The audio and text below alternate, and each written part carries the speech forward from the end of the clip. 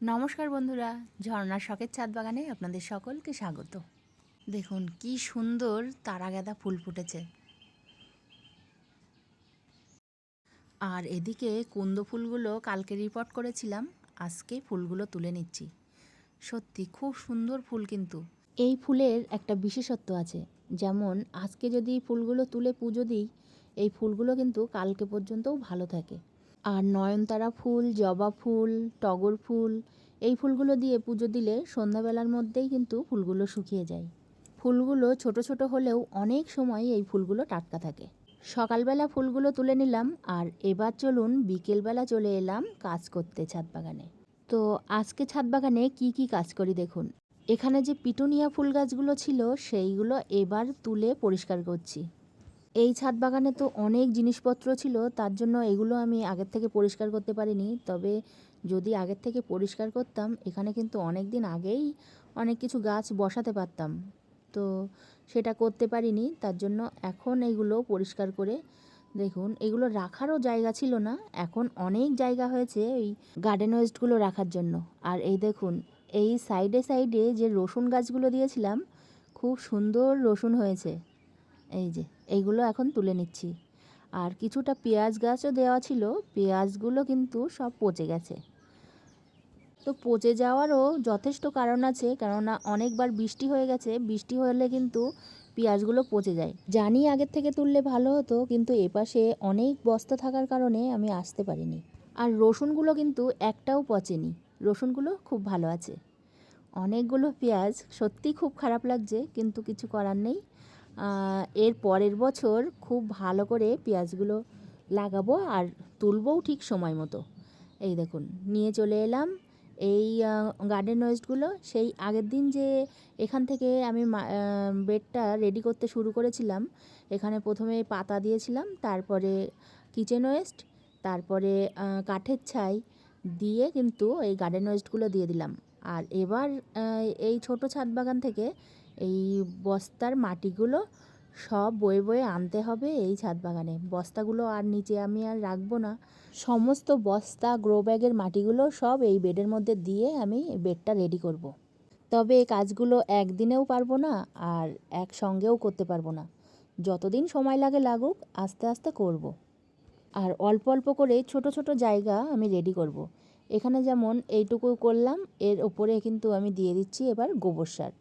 এর ওপরে আর একটু মাটি দেওয়া দরকার। তো নিয়ে চলে এলাম দুটো টবের মাটি, মাটিগুলো ভেঙে ভেঙে এইটুকু জায়গার মধ্যেই দিয়ে দেব। আর এপাশে যে পাতা দেওয়া আছে, ঠিক এইটুকু জায়গা যেভাবে আমি তৈরি করছি, বাদবাকি বেডটাও কিন্তু এইভাবেই তৈরি করব আস্তে আস্তে, অনেক দিন সময় ধরে, কোনো তাড়া নেই। টবের মাটিগুলো খুব শুকনো, এগুলো ভাঙাও তেমনভাবে যাচ্ছে না, একটু অসুবিধা হচ্ছে ভাঙতে। তো এর ওপরে একটু জল দিয়ে নিলাম, তাহলে যদি মাটিটা একটু নরম হয়। মাটিগুলো নরম হলে ভালো করে ভেঙে ভেঙে মাটিগুলো সুন্দর করে ঝুরঝুরে করে এখানে পাতিয়ে দেব। এভাবেই নতুন জায়গায় নিজের মতো করে বেডটা রেডি করে গাছ লাগাতে কিন্তু সত্যি খুব ভালো লাগছে। তবে এই সময় প্রচণ্ড গরম, এই গরমে একটু কষ্ট হচ্ছে। তবে যে কোনো কাজ দেখবেন মন থেকে যদি ইচ্ছা হয় করার, তাহলে হাজার কষ্ট হলেও সেই কাজটা কিন্তু করা যায়। আর আমার কাছে কষ্ট হলেও মনের শান্তিটা সবথেকে বড় কথা। আর যে কাজ আমরা করতে ভালোবাসি, সেই কাজ কিন্তু ভালোবাসার টানেই হয়ে যায়। এবার এখানে দিয়ে দিলাম ইউজ করা চা পাতা, যেটা আমি শুকিয়ে রেখেছিলাম, সেটা মাটির সাথে ভালো করে মিশিয়ে এখানে দিয়ে দিলাম। মাটিটা মেশানোর পরে কিন্তু এইটুকু জায়গা আমার রেডি হলো। মনে কিন্তু অনেকটাই শান্তি লাগছে, প্রথম এইটুকু জায়গা আমি রেডি করলাম। তো এইটুকু জায়গায় আজকে যে রেডি করলাম, এখানেই আমি কিছুটা দানা ছড়িয়ে দেব। তো চলুন আমার এই দানার ভাণ্ডার থেকে কি দানা আমি বেছে নিলাম দেখুন। এখানে হচ্ছে দিয়ে দিলাম লাল শাকের দানা। এখানে যেভাবে আমি মাটি তৈরি করেছি, এখানে কিন্তু অন্য কোনো গাছ সেইভাবে ভালো হবে না। এখানে শুধু শাক জাতীয় যে কোনো গাছই কিন্তু ভালো হবে, কারণ এখানে মাটি তৈরি করার সময় নিচে যে আমি ওয়েস্টেজগুলো দিয়েছি, এগুলো ভালোভাবে পচে যাওয়ার পরে কিন্তু অন্য গাছ ভালো হবে। তো শাকের শিকড়ও বেশি দূর যায় না, ওই জন্য ওপরে যে মাটিটা দিয়েছি ওই মাটিতেই শাকটা ভালো হবে। তো এরপরে এবার আমি ছাদটা একটু ঝাড় দিয়ে নেব। এই দেখুন আমার সেই নিজে হাতে তৈরি করা ঝাঁটা, কি সুন্দর ছাদটা ঝাড় দিয়ে পরিষ্কার করা যাচ্ছে।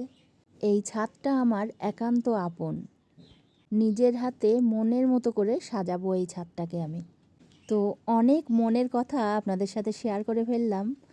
এবার আমি এই ছাদটাকে ঝাড় দিয়ে পরিষ্কার করে যে পাতাগুলো পাবো এগুলো কিন্তু আবার বেডের মধ্যে দিয়ে দেব।